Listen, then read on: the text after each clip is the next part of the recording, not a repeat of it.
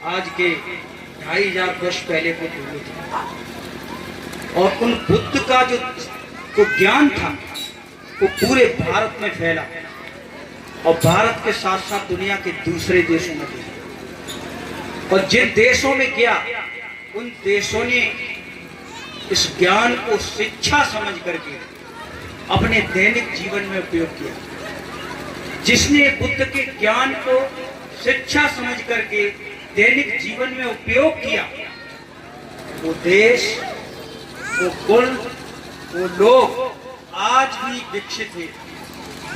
Japan हो, Korea, Cambodia, Vietnam, Thailand, चाहे America, Europe, चाहे व्यक्तिगत लोग, चाहे तिब्बत जैसा देश।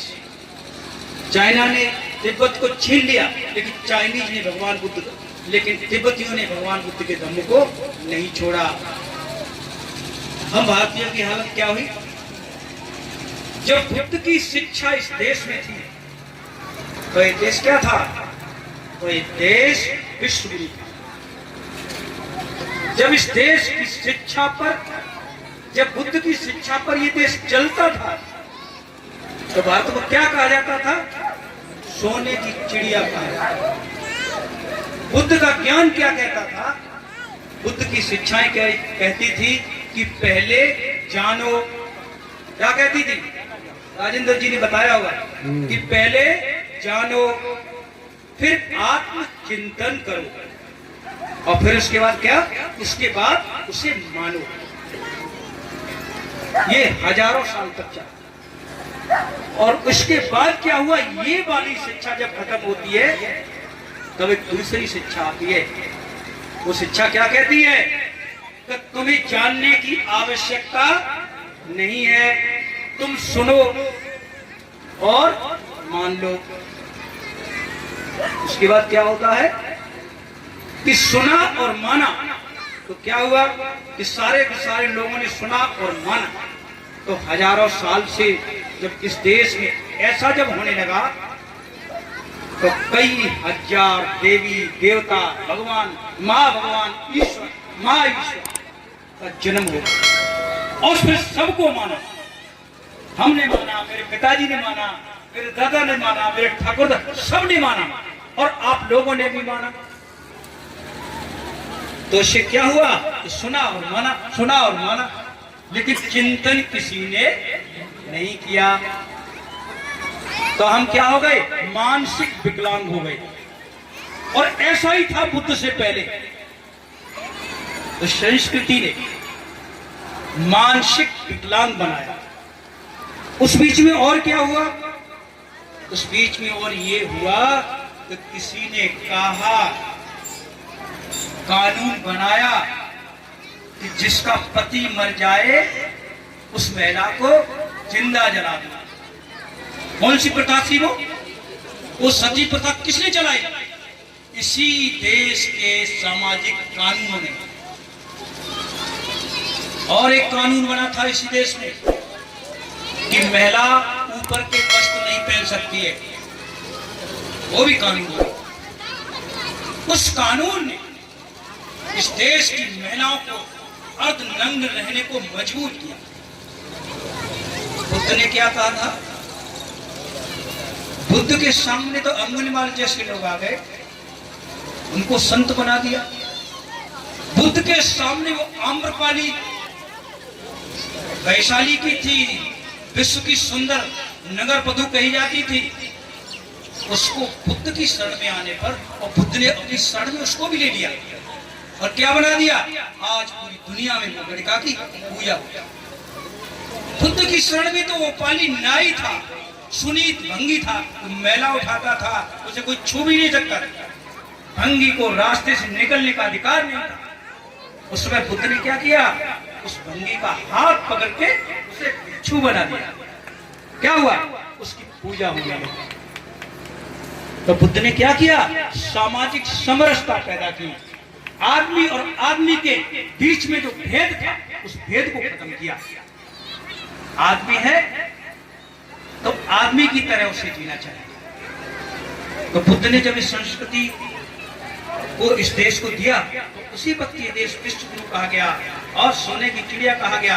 भारत से इस संस्कृति का क्या हुआ, एक्सपोर्ट बीच में आकर के दूसरी संस्कृति आई। उससे क्या होता है, मुझे जानने की नहीं, मुझे मानने की आदत पड़ गई। आज भी अब क्या करते हैं, मानते ही तो हैं। किसी ने कह दिया कि चंद्रमा को देख करके पूजा करो तो पति की उम्र बढ़ जाएगी, ऐसा होता है। ये किसने कहा कि तुम उक्त दिन और छत पर खड़े होकर के और चंद्रमा को देख करके पूजा करना तो तुम्हारे पति की उम्र, कौन कौन करता है ऐसा? जानते हो भाई, उम्र बढ़ती है कि घटती है? कितने पतियों की उम्र बढ़ गई? पति डेली दारू पीता है, दारू पी कर उसका कलेजा गल रहा है, और आपने मान लिया क्या कि छत पर खड़े होकर के चंद्रमा को देखने से पति की उम्र रिचार्ज करते हैं। हर साल मोबाइल की तरह उसको रिचार्ज करते। तो अब आप चाहते हो कि मेरा पति बड़ा खराब है, दारू पीता है, और दारू तो वो पिएगा ही, क्यों? उसे तो मालूम है हम तो दारू पीने से हमारा कुछ बिगड़ने वाला नहीं है। मेरी बीवी करवा चौथ कर देती है हर साल, तो उससे मेरी उम्र बढ़ जाती है। तो आप भूखे रह करके उस चीज को मान रहे हो जिसे आप जानते नहीं। आप पहले जान लो, बहुत सारी ऐसी सामाजिक कुरीतियां हैं जिसे आप करते हो लेकिन जिनके बारे में आप जानते नहीं हो। आपको रोग है, आप बीमार हो, आपको बीमारी का पता ही नहीं है। और जो मरीज जिसको अपनी बीमारी का पता नहीं होगा वो अपनी बीमारी को खत्म नहीं करा सकता। हम क्यों अशिक्षित हैं, हम क्यों गरीब हैं, हम क्यों दरिद्र हैं, हम क्यों दुखी हैं, हम क्यों अंधविश्वास में हैं, हम क्यों परेशान हैं? आपने कभी सोचा मेरी गरीबी का कारण क्या है? मेरी अशिक्षा का कारण क्या है? मेरे कमजोर होने का कारण क्या है? हमारे अंदर ईर्ष्या, व्यनिष्ठा, द्वेष, झगड़े, लड़ाइयां हैं, इनका कारण क्या है? कभी सोचा मेरे भगवानों की पूजा करो, उन्हें खीर खिलाओ, लड्डू खिलाओ, जलेबी खिलाओ, और खिलाते आए, कोई भगवान तुम्हारी मदद करने वाला नहीं है। अब बुद्ध भगवान भी आ गए, इनको खीर, पूरी, लड्डू, पेड़ा सब खिलाओ, ये भी पूजा करने से प्रसन्न नहीं होंगे। इन्हें प्रसन्न करना चाहते हो तो क्या करना पड़ेगा? इनकी अगर कृपा चाहते हो तो क्या करना पड़ेगा? क्या करना पड़ेगा? तो आपको इनके नियमों का पालन, इनकी शिक्षा का पालन करना। इनकी शिक्षा क्या है? आचार्य जी ने बताया होगा।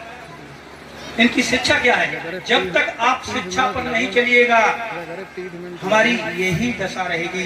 अगर अपनी दिशा को बदलना चाहते हो, सामाजिक दिशा, आर्थिक दशा, शैक्षिक है, राजनीतिक अगर आप बदलना चाहते हो तो क्या करना पड़ेगा? आपको विद्वानों के विचारों को समझना पड़ेगा और समझ करके आत्मचिंतन करना पड़ेगा। और आत्मचिंतन करके क्या करना पड़ेगा? जीवन में उनका उपयोग करना। अगर आप जीवन में उपयोग करते हो तो क्या होगा? आपका जीवन बदलेगा। यदि आपने समझा नहीं, आत्मचिंतन नहीं किया, तो जैसे आज कथा सुन रहे हो वैसे 10 साल पहले भी होती होगी, 20 साल पहले भी कथा होती होगी, 50 साल 100 साल पहले भी होती। आज ये भगवान की मूर्ति यहाँ है, ऐसे और किसी भगवान की भी मूर्ति रही होगी। तो इन कथाओं में और उन कथाओं में अंतर क्या सुधारेंगे, यही सोच के आए। और आपने सिर्फ सुना और प्रकृति ने अच्छा किया अगर 2 कान दे दिए, एक से सुना और एक से निकल गया, तो फायदा क्या?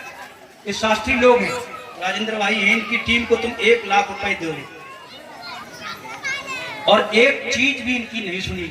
इनके 7 दिन जो है कितने महत्वपूर्ण हैं। और ये 4 महीने के बाद आए कहीं लो भाई अपना 1 लाख रुपया और तुम हमारा 7 दिन वापस करो। तुम इनका 7 दिन वापस कर सकते हो? तो महत्वपूर्ण क्या है, पैसा या समय? समय, तो इनने 7 दिन दिए और आप लोग भी 7 दिन दे रहे हो, इसलिए इस समय का बहुत सदुपयोग करो। इस देश के लोगों की दिशा दशा तब तक नहीं सुधरेगी जब तक विज्ञानवादी ज्ञान की यहाँ विज्ञानवादी ज्ञान का संचालन नहीं होगा और विज्ञानवादी ज्ञान दैनिक जीवन में इसका उपयोग नहीं होगा। तो आवश्यकता इसकी है कि कोई भगवान, कोई खुदा, कोई अल्लाह, कोई ईश्वर, कोई बुद्ध तुम्हारे दिन सुधारने नहीं आया, तुम्हारी अशिक्षा खत्म करने नहीं आया। करना किसको है? ये तुम्हें खुद बदलना है। किसके द्वारा? अच्छी शिक्षा के द्वारा। अच्छी शिक्षा किसने दी? बुद्ध की अच्छी शिक्षाओं का पालन करोगे तो आप बहुत आगे बढ़ सकते। इसलिए बहुत आवश्यक है कि आप तो शास्त्री जी लोग जो बता रहे हैं, अगर आपको नहीं मालूम है तो इनसे प्रश्न करो और पूछो कि ये कैसे हुआ। अंगुलीमाल कितना दुर्दांत डाकू था और भगवान ने एक शब्द बोला, उसी से परिवर्तित हो गया, और उससे परिवर्तित हो गया तो क्या हुआ? बहुत बड़ा सन्यासी बना, अरहत हो गया। तो बुद्ध का एक शब्द आपने अपने जीवन में उसे ढाल लिया, अपने बच्चों में उसको क्या बोलते हैं, उसका पालन करवाया, बच्चों में वो संस्कार डाल दिए, तो निश्चित ही आपका दिन बदलेगा, निश्चित ही आपके जीवन में अमन चैन और खुशहाली होगी। इसलिए बहुत आवश्यक है कि आप अपनी समस्या को समझो कि हमारी समस्या क्या है, और तब ही उसका निदान ठीक से मिल सकता है।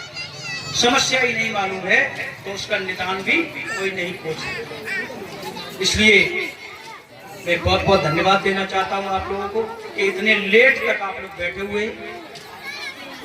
आप सब लोगों को मैं यहाँ संकिसा से आया हूँ, जैसे कभी राजेंद्र भाई ने बताया, और सब लोगों को संकिसा आने के लिए आमंत्रित कर रहा हूँ कि आप लोग साल में, महीने में, 2 महीना में, 6 महीना में कभी कभी संकिसा भी घूमिए। संकिसा बहुत अच्छा तीर्थ स्थल है जहाँ भगवान बुद्ध दूसरे देवलोक से आकर के अधर्म की देशना दी थी।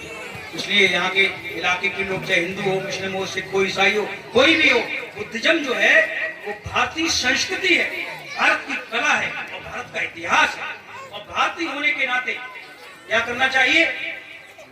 हमें जानना चाहिए। हमें मानो या मत मानो, लेकिन बुद्धिज्म को जानना चाहिए कि भारत की कला है, भारत की संस्कृति है। वो एक अलग बात थी। तो बहुत प्राचीन काल में भगवान बुद्ध ने बहुत सारे छोटे लोगों के ऊपर किया, लेकिन मैं आपको बताता हूँ, इस देश की बहुत पुरानी कहानी नहीं है। डॉक्टर अम्बेडकर का नाम सुना होगा? डॉक्टर अम्बेडकर का नाम सुना होगा? इसके घर में पढ़ने के लिए दीपक नहीं था। इस डॉक्टर अम्बेडकर जब बच्चे थे तो उनके बाल भी नहीं काटे थे। एक नाई ने कहा कि शूद्र का बच्चा है, तेरे बाल नहीं कटेंगे। और वही बुद्ध क्या कहते हैं? सुनीत सामने आओ। सुनीत बंगी को बुद्ध ने गले लगाया, और इसी देश में एक नाई अम्बेडकर के बाल नहीं काटे। उस व्यक्ति ने वही अधिष्ठान लिया कि तुम जो गधे के बाल काटता है, बकरे के बाल काटता है, मुर्गे के बाल काटता है, लेकिन मैं तो उससे अच्छा हूं, मेरा बाल क्यों नहीं काटा? वही अधिष्ठान लेकर, वही चिंतन लेकर के, वही संकल्प लेकर के उसने कहा बदलूंगा भारत।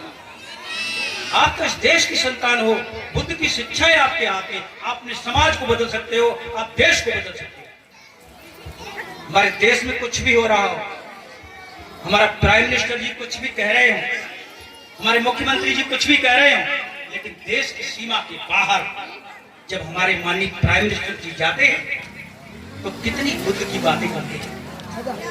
हमारे प्रदेश में जब कोई बाहर से व्यक्ति आता है तो 33 करोड़ में से किसी की मूर्ति भेंट नहीं की जाती, तो भेंट किसकी मूर्ति की जाती है? तो भगवान बुद्ध की मूर्ति भेंट की जाती है।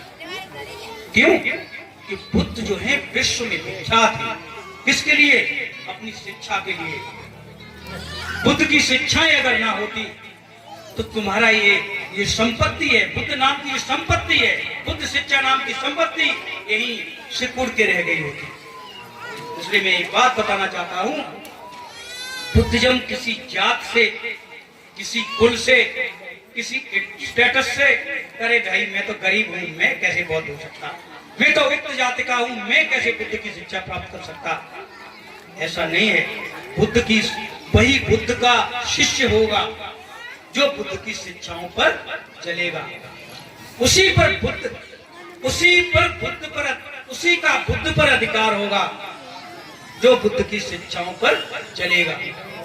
इसलिए यदि आप चाहते हो कि हमारे देश का इस महान दार्शनिक, महान विद्वान, महान मतलब ज्ञान प्राप्त किए हुए बुद्ध का मैं शिष्य बनूं, तो आज से संकल्प लीजिए कि आज शास्त्री जी की बताई हुई जो शिक्षाएं हैं, जो आपने 7 दिन बड़ी मेहनत से, कठिन तपस्या करके, अपना पैसा खर्च करके, अपना समय खर्च करके जो दी हैं, उनका जीवन में पालन करना, उनको उतारना।